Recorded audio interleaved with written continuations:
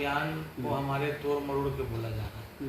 मैं वक्फ bill amendment के खिलाफ हूँ, इसको पास नहीं होना चाहिए। मैं ये बात मैंने अपने पहले भी बाइट में दिया है कि वक्फ बिल अमेंडमेंट के हम फेवर में नहीं हैं, हम उसके खिलाफ हैं। और मैं जिस बात पे बोला हूँ, मैंने ये कहा कि किसी भी हेड ऑफ द स्टेट जो हर साल अफ्तार पार्टी कराते हैं, उसके अफ्तार पर आप बॉयकॉट क्यों करें? आप मत आइए। तो आप जब चाहिएगा दिन बेचो देश बेचो में चले बुला लीजिएगा, दिन बचाओ में देश बचाओ में। और फिर बाद में लोग बोलते हैं दिन बेचो देश बेचो, और किसी तरह की समझौता कर लेते हैं, एमएलसी बना देते हैं, और फिर आप बोलते हैं कि अफ्तार में मत जाइए। तो ये सौदाबाजी नहीं ना चलेगा।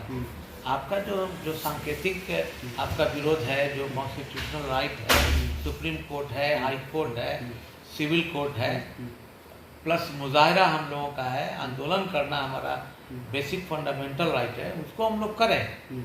लेकिन वो जिस तरह से बॉयकॉट किया वो उनका गलत था। मैं इसलिए हमारे शरिया को कहा कि आपका ये कहना, और आप समझते हैं कि मुसलमान आपका जर खरीद गुलाम है, वो बात सलीम परवेज़ के ऊपर एप्लीकेबल नहीं है। आपको ये बात नहीं कहना चाहिए। और अगर इसी तरह की बात है तो ये एक लॉन्ग इशू हो जाएगा। किसी दिन डिबेट पे बुला लीजिए, हम धज्जी उड़ा देंगे। मैंने ये कहा था, आप किसी दिन डिबेट पे बुला लीजिए, हम सारे फैक्ट फिगर कागजात के साथ आ जाएंगे। अपनी बात में रखूंगा हम आपके सामने। ऐसा लगाया जा रहा है आरोप कि आप तो लालच के कारण नीतीश कुमार, हमें लालच किस बात की है? मैं विधान परिषद का सभापति रहा हूँ, डेप्यूटी चेयरमैन रहा हूँ। मुझे सब वोट तो ऐसे ही नीतीश जी ने बुला के कहा कि जरा इसको ठीक कीजिए। हमको अब क्या मतलब है? I am running 64। हमें किस तरह का लालच है? हमें किसी तरह की लालच होती तब तो। सीमा साहब जी हमसे पूछा था, हमने कहा मैं नीतीश जी से पुरजोर अपील करूँगा। और मैं बात नहीं हुई, अभी मेरी बातचीत हुई, कल मैंने उनसे जाके मिला और मजबूती से अपनी बात रख के सब कुछ बता दिया कि सब कुछ आपका किया हुआ है। अगर आप इसको नहीं बचाएंगे तो सब कुछ बर्बाद हो जाएगा। लेकिन मैंने अपने नेता आदरणीय नीतीश कुमार जी को पूरी बातों से अवगत करा दिया है, और एक एक बात खोल के कह दिया है, और प्रेस में भी दे दिया है। क्या कहा आपके नीतीश जी? उन्होंने कहा कि हम बुला के विजय चौधरी जी को और सबको बुला के आपकी बात को दिखवाते हैं। और चूंकि विजय चौधरी जी ने भी कहा था कि मैंने मुसलमान भाइयों की जितनी आपत्ति थी, सारी बातों को, सारे पॉइंट को हमने सेंट्रल में अवगत करा दिया है।